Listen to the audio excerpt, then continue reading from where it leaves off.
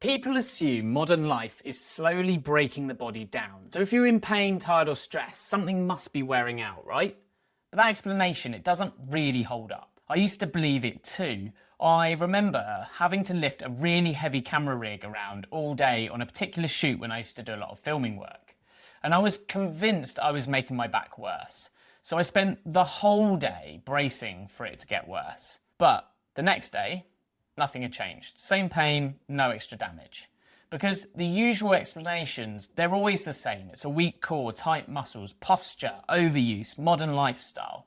And they all sound logical, but they don't explain why one day of activity feels fine and another feels like it's going to flare up and everything's ruined. Or why resting more doesn't always reduce the sensitivity.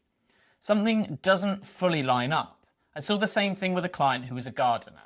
They kept stopping work because they thought gardening was damaging their back. But when they started doing structured exercise, something surprising happened. They were using their back more than if they were doing the gardening through doing their workouts, but the same body with more load was getting less pain. So it wasn't just what they were doing, it was how their system was interpreting it in the moment.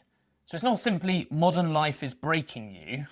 It's how certain environments train your system to stay guarded and sensitive.